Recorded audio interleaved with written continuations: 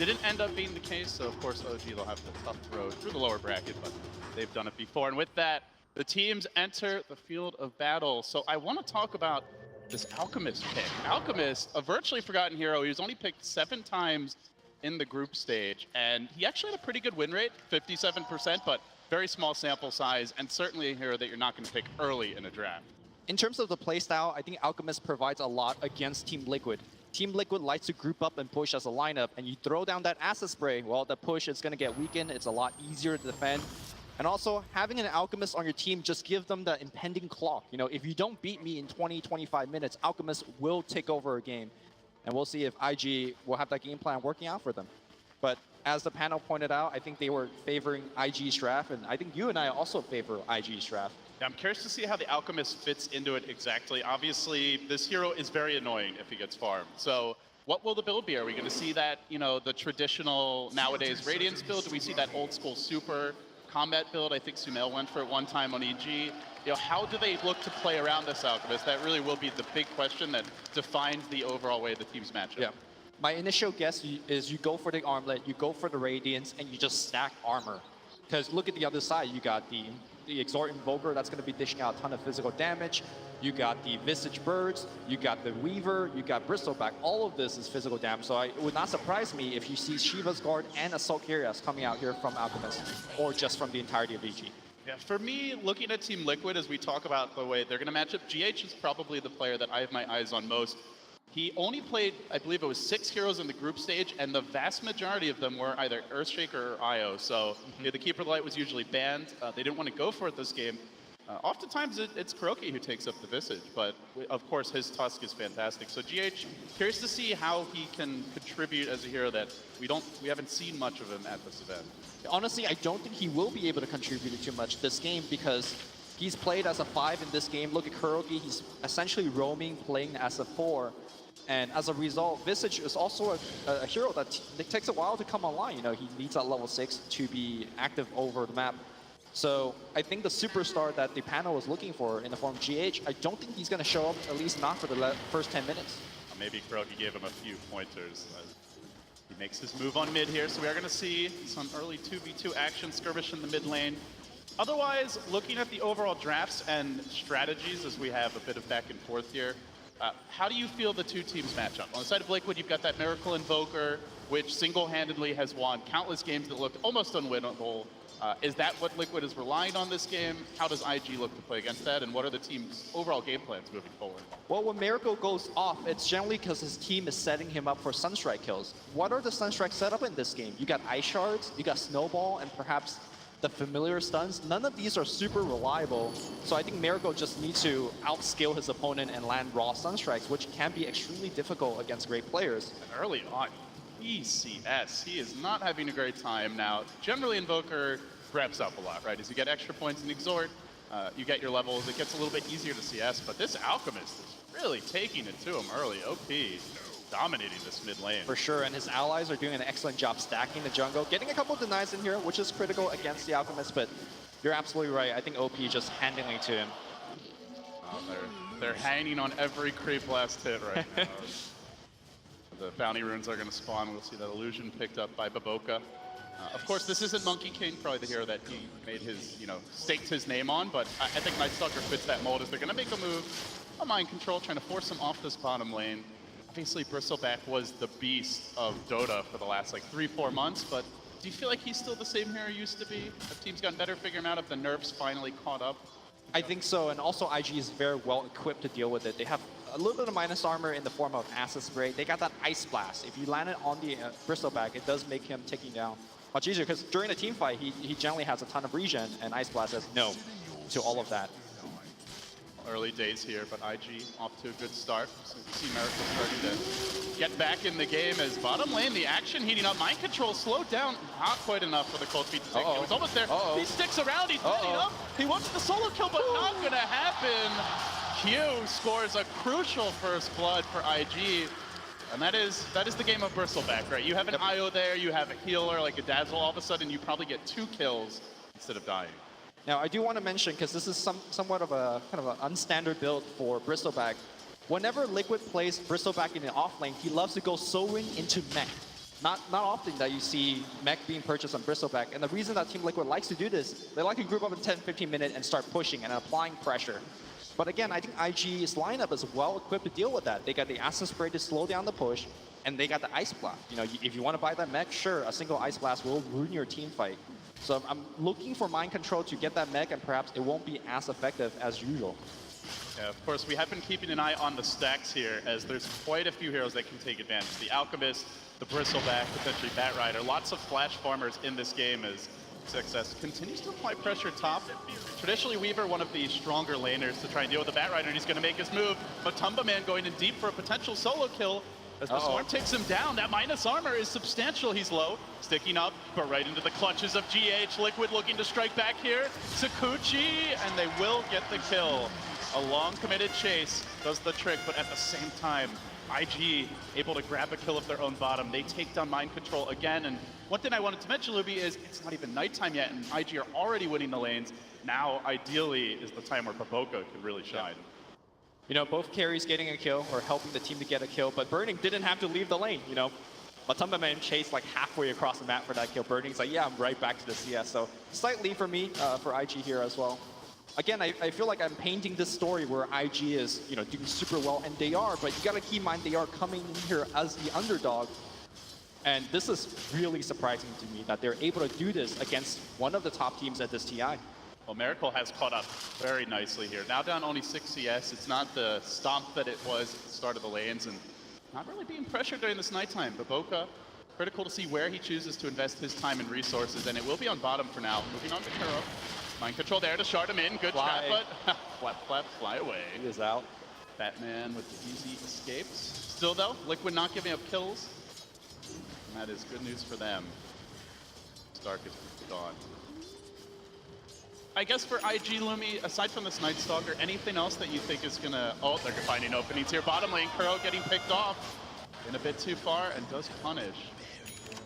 With the Night Stalker, really the playmaker for now, right? Because you've got an outcommit who needs to farm. The Bat Rider, who has gotten his levels okay top lane, but is not really farming a whole lot. So the Blink Dagger or the drums, that initiation tool will be slow. Thus, they're super reliant on Baboka having this kind of start to be in the lead early. Yeah, and I think they're okay with that. If you look at IG's lineup, to me, they look like Team TSA. Like, look at how much vision they have here. They got the night vision, they got the Bat Rider vision, and of course, the Wolves will be coming out to just scout everywhere. To me, this is one team with like global satellites, night optics, and then Mind Control is playing blind on this bottom lane. Double damage rune, Baboka chewing through him. Those spines don't phase him.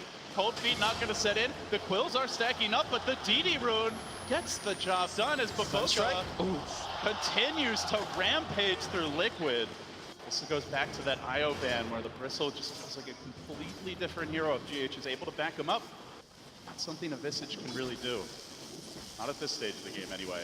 A large part of Kuro's ineffectiveness in this game is also due to the fact that there are a couple of heroes that could just get out of Ice Shards. We saw Night Stalker just flying over it. Guess what? Bat Rider can do exactly the same. So I feel like Kuro is feeling a bit stranded at the moment. He wants to poke in these lanes, but it's just hard. I think the easiest lane for him to kill was OP's mid lane, Alchemist, but now that he's got level 7, as well as a Helm of Iron Will, I think that kill is also not going to be likely. What is this level 2 Kuro Tusk gonna contribute on the mid game? I'm not sure.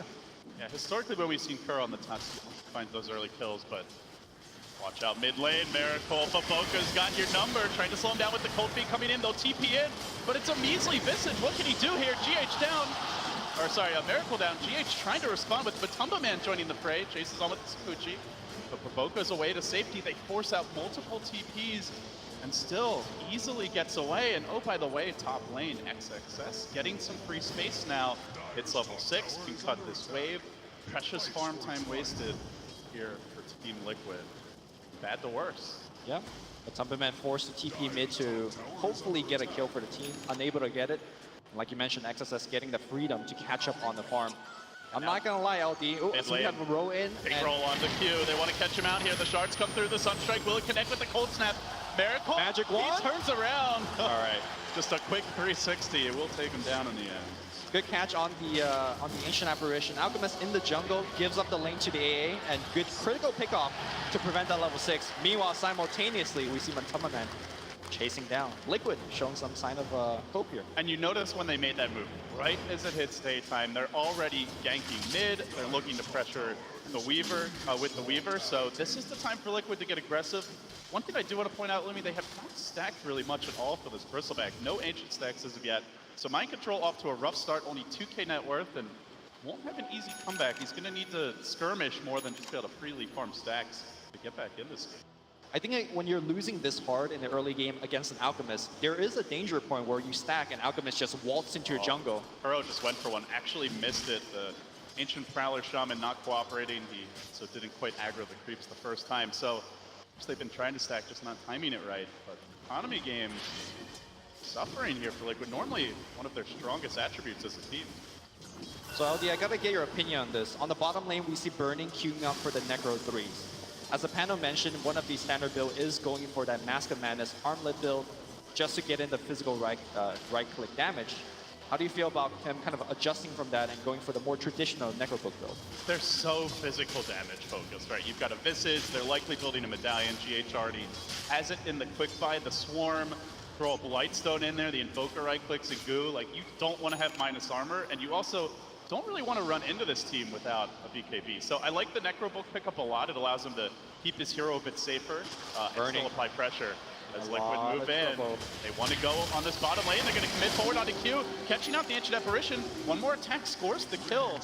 A very successful daytime here for Liquid, and all the while, Miracle trying to play catch up in the mid lane, but this Alchemist is far ahead. 7k net worth, almost halfway to the Relic as XXS gives GH a pursuit.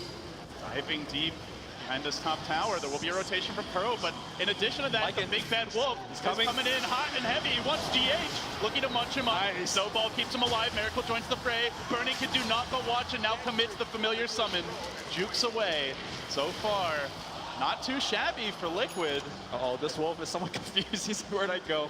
Just runs around the corner, still maintaining that really high movement. And they can pressure bottom because this Lycan left the lane. Will there even be a rotation? Still, they're going to just get a tower here. no level 6 for Baboka, doesn't have the point in darkness just yet.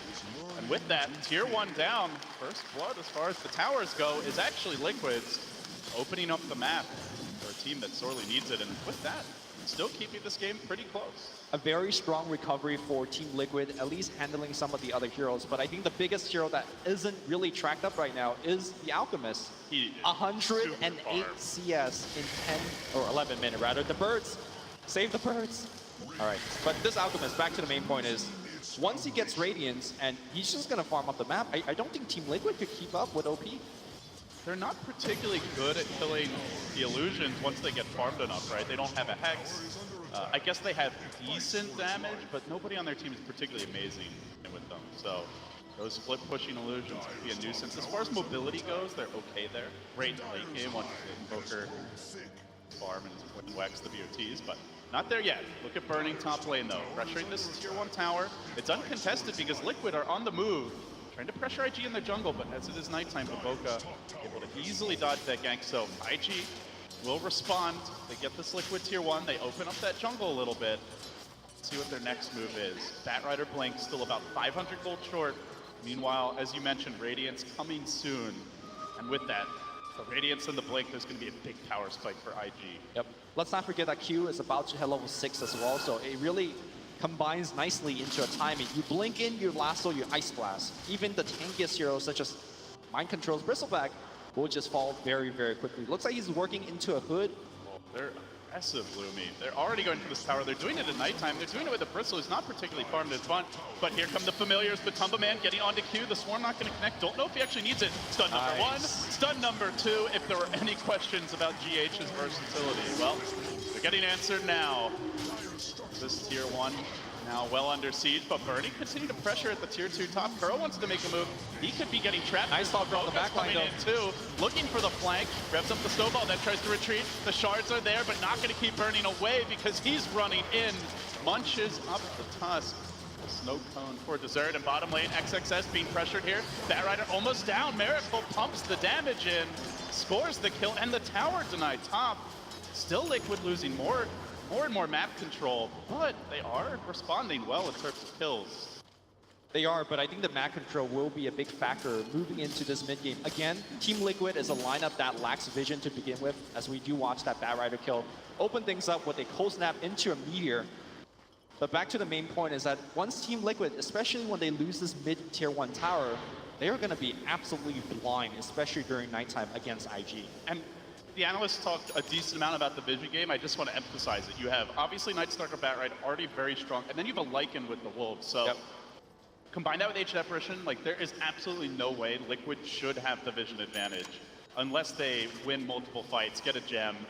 It's expensive even to invest in that. And here comes the Blink debut. They cut off the bat, but he comes back with a vengeance on the mid lane, pushing Mind Control in, controlling him nicely. IG score the kill. Can they transition for an objective? Lumi, they want to try straight to the pit. No hesitation from IG. Is there any way Liquid can contest this? Do they have the firepower? I mean, Matumba Man could port back to the tower, maybe throw in the swarm. They could maybe send some birds in, but IG is just doing it way too quickly. They will take down the big rock man and claim the Aegis. Fighting into this is so hard, right? The Radiance is up. That miss chance is going to be absolutely huge against all this physical damage. So Liquid just don't want to risk it in a 4v5. I do want to point out one tiny thing in the gank that we just saw. We saw the lasso coming out, and Bobuka cast a silence on the Tusk. And the idea behind that is he wants to prevent the snowball save. So we're going to keep looking out for that in these upcoming team fights. The Night Stalker will try to shut down the Tusk, and then the Bat Rider will get to do his thing. It really is the only reset that Liquid have, right? Barring and it's a very unreliable one. Yeah, barring a very farmed Invoker, but likely he's going to be the target for those lassos. You don't have Avenge, you don't have the GH. You know, Earthshaker or Io, both of which are fantastic defensively, in particular for interrupting that top initiation. As the move happens on the top lane, they look for Mind Control, trying to deal with him, and he will be shut down again. That is death number 5 for the Bristleback. He is just not a factor this game. It's always a bad sign for your team when you're dying to a Bat Rider who's not even ganking you with Flaming Lasso. That means you go back to the base, he gets mana, and he can smoke up and gank you again. I feel like IG is winning this game so hard that Team Liquid needs to do something amazing to make a comeback. They have good wards here. They might be able to set up something on Burning if he sticks around, but you can see the Wolves marching in, scouting out Liquid, and so all of a sudden it's IG who could potentially get the jump here. Lasso available, XXS coming back and Burning, juking away to the north. Dodging the gank, and I mean, we've talked about the vision, we're gonna continue to do so as GH gets stunned up here in the woods, but nice familiar micro. Gets him back safely from OP, who is fearing rather fearless. With that Aegis picked up and the Radiance. These Wolves constantly following Liquid, he's been using them to farm. It's just purely about getting the jump. Trying to find pickoffs. IG going for a smoke gank. They have the vision right on this ramp. They can go for the GH for the quick kill if they want. I think they're seeking for a bigger kill. They see Miracle. This is the hero that needs to farm. He can't afford to die, but he's at the neutral. And Miracle trapped out. No mercy from the Vigilante Bat. He'll take him down again. And this ward is just seeing so much. Curl now is detected. He's only level 5. His raindrop is not going to save him as he's being burned off. Okay, nice snowball here. Alchemist is going to stun himself, but there's just way too many heroes. Curl will also go down. 5K network lead here, 17 minutes in. And just for a second, take a look at that network bar in Alchemist. It is ginormous. And IG making the right calls here. They get the kills, and then they transition straight into a tier 1 tower. They want to further eviscerate Liquid's ability to get out on the map. So now, only the tier 1 mid left standing as far as those outer structures go, and they get the jump here. You can see, like, when that happens, Liquid just, they don't really ever reply. They're constantly getting caught off guard, especially when it's nighttime. It will now be day. They'll maybe have a little breathing room, but I mean, Lumi, does Liquid have to change something? Can they afford to, like, give up these kills, just try to farm, turtle up for late game? Do they have to take some risks of their own? Is there an item they're waiting for? Like, what sort of adjustments do you want to see out of Liquid? I think they just have to keep taking risks. They are so far behind, and they have a lineup that needs a ton of items to operate. You know, Miracle Invoker takes a while to get online. I think the adjustment is going for those Lincoln Spheres that the panel has mentioned. Miracle is going for it right now. Weaver, I think, needs to go for one as well. You just need to make sure that you're surviving against these Bat Rider lassos.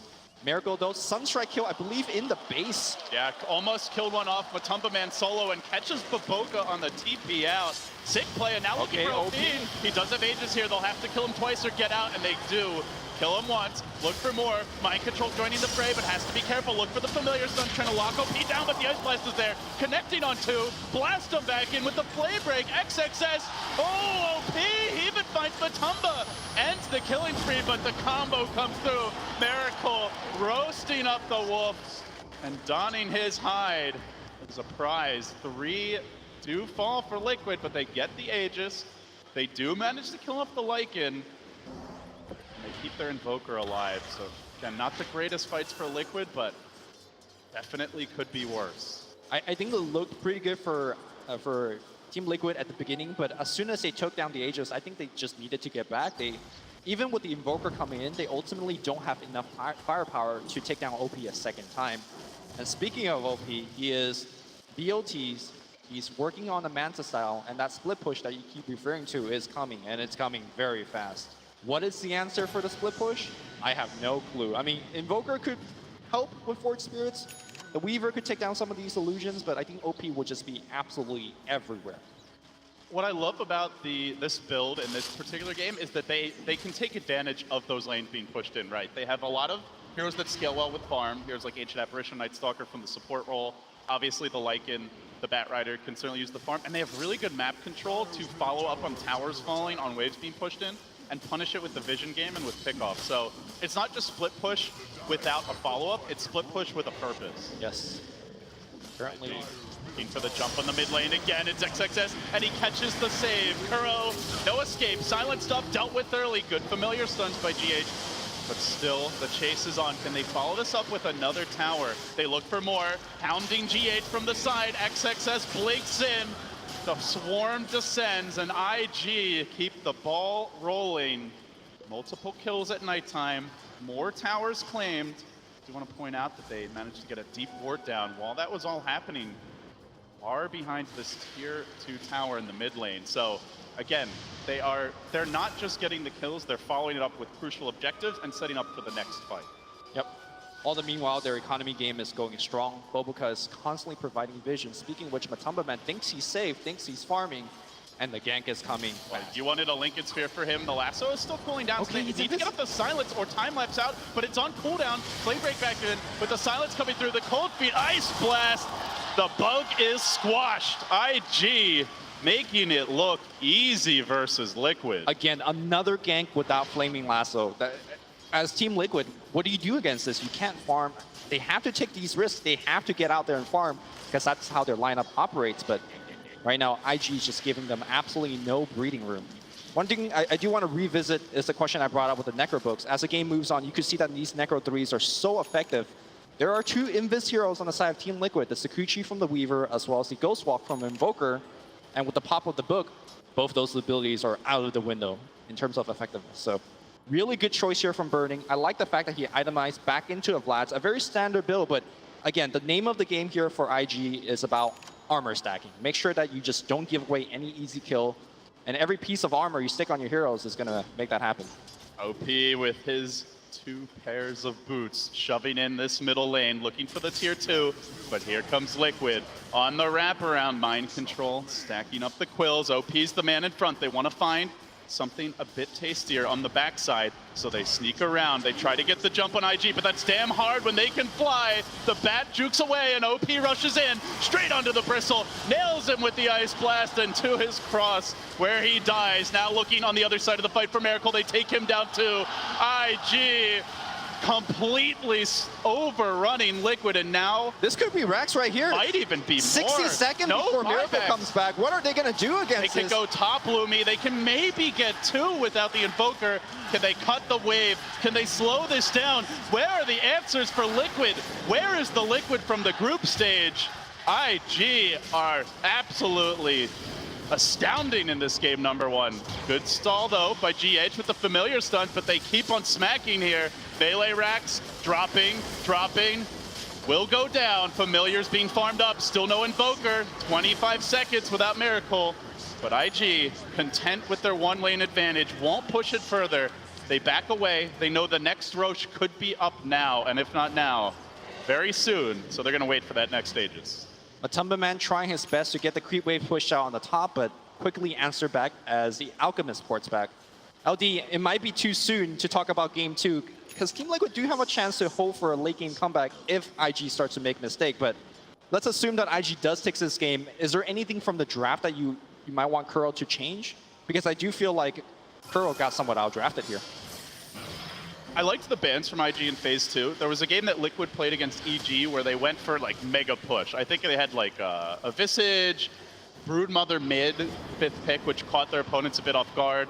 I want to say there was like a Lycan or a Lone Druid in that game as well. So I think IG definitely watched that replay. You saw their second stage bans were very targeted, but hold that thought because IG, they know this game isn't over yet. They want to secure the victory. Snowball? The snowball, good.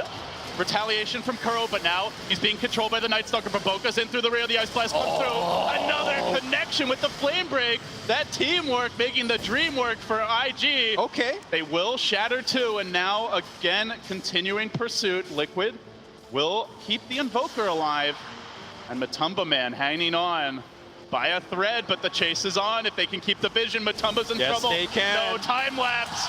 Lock him down and finish him off. IG putting a bow on it here, and now Shrines on the menu.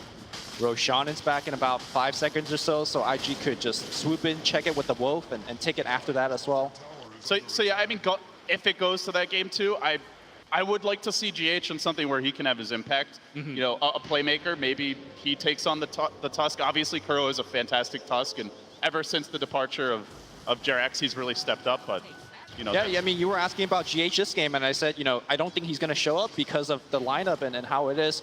We're going to watch this team fight one more time. At the beginning of the fights, looking pretty good for Team Liquid, especially with Batrider wasting the lasso on Miracle's Lincoln Sphere. But as the fight dragged on, they just figured out, we can't kill this Alchemist. Alchemist is chasing us down with these Necro Books. Once again, IG just flexing their muscle. I will say, never sleep on a Miracle Invoker, but that said, this ward, Lumi, this ward, gonna make life very difficult for Liquid. IG in perfect formation here to anticipate this Liquid expedition. Kuro leads it boldly forward, and the smoke is revealed by the least gankable hero on the team. They're going to try anyway. OP does get locked down by the shards. He actually gets pushed away from his team, about as good as it gets, but they can't focus him down. He just waltzes away. All the while, the rest of IG weren't really doing anything, but now they make their move. Lasso, Ice Blast, connecting on 2, and in a song of ice and fire, Liquid are overrun. Kuro gets brought down. 3 hit the deck. Now back for mind control, turning him into Chop Suey. They will kill him off. Chat wheel being spammed, and now Roche is next. IG putting on a clinic here to open up this TI. True thing about this draft for Team Liquid, it's not their group stage draft. Group stage draft, they always have some mega push. Yeah, sure, you got Visage, you got that Invoker, but I don't think it's enough push, at least not the same standard as Team Liquid showed. It's a slower push. Push. It's a push that takes a lot of time and farm to come online, and IG have not given them that time. Second thing about this draft, 2 games that Team Liquid lost out of the 3 games that they lost in group stage was to a Batrider. I think looking into the game 2 draft, I think you might want to take out the Batrider, especially against one of the best Batrider players in China. XSS has been absolutely spectacular in a hero. Or have a counter. You know, they picked both of their supports to open the draft, and I think IG did recognize that. They didn't expect that mid-core Visage that sometimes No-Tail runs, and as a result, they've been able to punish with the bad pick. So IG move in. Looking for the flank is Matumba Man, but already the base is in shambles. 2 lanes down. From bad to worse for Liquid. IG gonna retreat now. They've been systematic thus far. Still have some time here with their Aegis, their cheese. Any reason not to just walk down bottom lane and go for the megas? Maybe wait for natural nighttime, just to make sure that you have a very, very long team fight. The one thing that we haven't really mentioned, I'll hold that thought here as Q, we'll go down, but we'll do some damage to Matumba before he dies. Not worth it if he gets caught out. No Lincoln Sphere. Just no time lapse. He already used it to try and get out of there safely. And IG pursue him. They see him Sakuchiing through the wave. They expect him in the trees. It looks like he's juked it. He will TP out. So a little space created, but they're going to need a lot more of that. IG still hunting for him. Now maybe just going to back away and wait for all 5. Wait for that Ice Blast, and like you said, wait for that natural nighttime coming soon. Also, OP is very close to finishing as Shiva's guard, so having that extra bit of armor allows him to tank in the front. Although it doesn't feel like he even needs it. He's been pretty much immortal throughout this whole game. Liquid hanging on by a hope. Probably a prayer as well at this point. They do have the gem to try and deal with IG, but now the issue is going to be, like, you might even see them coming. Doesn't matter. They're getting to that level of farm on IG where they don't have to catch you off guard. They don't have to necessarily have the vision advantage. So this gem will help, but will it be enough? And now there's a BKB. BKB lasso, your only counter initiation is what? A snowball save? That's basically it. Yeah, it's the same thing. You know, you pray on the Lincoln Sphere, you pray that the snowball gets there. The BKB just makes the life a little bit easier for XSS, but the overall game plan hasn't changed for either team. IG just gonna start battering down this bottom lane, it appears, as they congregate. Burning looking to join the squad. Assault Cuirass completed for him. He has been the siege engine to back up the Alchemist as the frontline tank. Now the Shiva's coming out and gets aggressive. Charging in, lobbing in the stun, going for GH, even through the pipe. The damage is substantial. They try to slay the beast, but the Alchemist shrugs it off, forcing Liquid on their heels, chewing through the Bristle's HP. I'm the real tank now, says OP. This is not your bristleback of 3 to 6 months ago. GH now taking the stun again and Burning racing onto him. They turn back for mind control. Miracle sounds the retreat with the deafening blast, but Kuro is caught in the crossfire. A second hero down, the support duo of Liquid that has been so instrumental in their run to first place in the groups has been very quiet in this game. 1, 2, and 13 combined. The two support player to me was they had no row in the early game. They had no good lanes to gank. They weren't able to win their own individual lanes when they weren't ganking. They weren't stacking like you were mentioning. I just felt the effectiveness wasn't there, and Boboka spamming them Jayos as IG about to take mega creeps. Boboka showing that he is not just a Monkey King player. 4, 2, and 15. He might overextend here, but it's okay for IG. They've already gotten the megas. We have seen some mega creep comebacks, but down 30k gold. You'll probably need 4 or 5 fights to turn it, and Liquid do lose one. They'll sound the GG. IG dominant to open up TI. What more is there to say? There were a lot of question marks around this team, Lumi, but I think Valve recognized, we all knew they were capable of greatness. Some question the direct invite, but they, I think, show here, and they showed it in the group stage. They are a solid squad. They are not a one-patch team. And now Liquid have to go back to the drawing board heading into that game number 2. Yeah, it's just the way that they did it this game. I don't think they made a single mistake. And something that PPE brought up in the panel is that when they win as a unit. And we saw that everybody showed up and played, starting from Q's first blood on the bottom lane to OP all the way carrying in the game. I felt like